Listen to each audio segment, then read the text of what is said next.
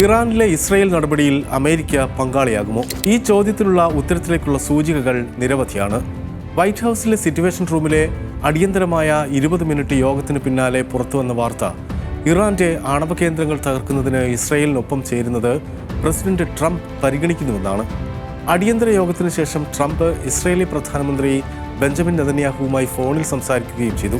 അതേസമയം US Iran Israel സംഘർഷത്തിൽ സൈനികമായി ഇടപെടാനുള്ള നീക്കത്തിലാണെന്ന സൂചന നൽകുന്ന മറ്റ് വിവരങ്ങളുമുണ്ട്. കുറഞ്ഞത് 30 സൈനിക വിമാനങ്ങളെങ്കിലും US-ൽ നിന്ന് യൂറോപ്പിലേക്ക് കഴിഞ്ഞ 3 ദിവസങ്ങൾക്കിടയിൽ നീക്കിയതും ശ്രദ്ധേയമായി.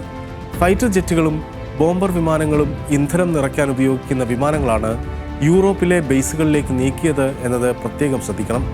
ടാങ്കർ വിമാനങ്ങളുടെ നീക്കം അസാധാരണമാണെന്നാണ് വിദഗ്ധരുടെ വിലയിരുത്തൽ. അതേസമയം ഇറാനെ സമ്മർദ്ദത്തിലാക്കാനുള്ള തന്ത്രമായും വിമാന നീക്കങ്ങളെ ചിലർ വിലയിരുത്തുന്നു. എന്നാൽ വിമാനവാഹിനി കപ്പലായ USS നിമിറ്റ്സ് തെക്കൻ ചൈന കടലിൽ നിന്നും മിഡിൽ ഈസ്റ്റിലേക്ക് മാറ്റുകയും ചെയ്തിട്ടുണ്ട് അമേരിക്ക. വിയറ്റ്നാമിൽ ഈ കപ്പൽ ഉൾപ്പെട്ട ഒരു പരിപാടി റദ്ദാക്കിയാണ് നീക്കമെന്നതും ശ്രദ്ധേയം. USS നിമിറ്റ്സ് മലാക്ക കടലിടുക്കിൽ നിന്ന് സിംഗപ്പൂരിലേക്ക് നീങ്ങുന്നതായി കപ്പൽ ചലനങ്ങളുടെ രേഖകൾ വ്യക്തമാക്കിയിരുന്നു. മിസൈൽ വേധ സംവിധാനങ്ങളും വിമാനങ്ങളെ വഹിക്കാനുമുള്ള സൗകര്യങ്ങളുമുള്ള അടിയന്തരാവശ്യ കപ്പലാണ് USS നിമിറ്റ്സ്.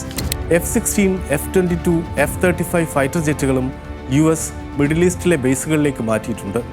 നേരത്തെ യൂറോപ്പിലേക്ക് മാറ്റിയ ടാങ്കർ ജെറ്റുകൾ ഈ ഫൈറ്റർ ജെറ്റുകൾക്ക് ഇന്ധനം നിറയ്ക്കാനുള്ളവയാണ്. ഇറാനിലെ സൈനിക നടപടിക്കൊപ്പം അമേരിക്കയും ചേരുമെന്ന് വാദിക്കാൻ സഹായിക്കുന്ന മറ്റൊരു വസ്തുത വൈസ് പ്രസിഡന്റ് JD വാൻസിന്റെ പ്രസ്താവനയാണ്. ഇസ്രയേലിനെ പിന്തുണയ്ക്കാൻ US ഇടപെട്ടേക്കാമെന്ന് വാൻസ് സൂചിപ്പിച്ചിരുന്നു.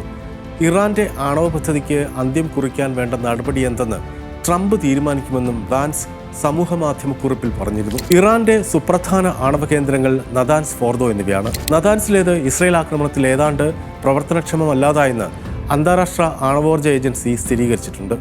ഫോർദോയാണ് ഇസ്രയേലിന് കീറാമുട്ടി.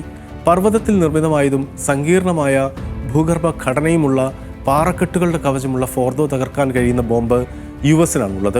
മാസീവ് ഓർഡിനൻസ് പെനട്രേറ്റർ എന്ന ബങ്കർ ബസ്റ്റർ മിസൈലുകളാണത്. ആഴത്തിൽ ഭൂമി തുളച്ചു പോവാൻ കഴിവുള്ള മിസൈലുകൾക്ക് 200 അടി കോൺക്രീറ്റും തുളച്ചു പോവാൻ കഴിയും. ഇത്തരത്തിലുള്ള B-2 സ്റ്റെൽത്ത് ബോംബറുകൾ അടുത്ത കാലം വരെ ഇറാന് 2400 മൈൽ അകലെയുള്ള ഡിയാഗോ ഗാർസിയ ദ്വീപിലെ അമേരിക്കൻ ബേസിലുണ്ടായിരുന്നു. കഴിഞ്ഞ മാർച്ച് മുതൽ ഇവ അവിടെ കാണാനില്ല എന്നതാണ് ഇറാനിലെ സൈനിക നടപടിയിൽ അമേരിക്ക ഇസ്രയേലിനൊപ്പം ചേരുമെന്ന പസിലിലെ മിസ്സിംഗ് പീസെന്ന് BBC എഴുതുന്നു.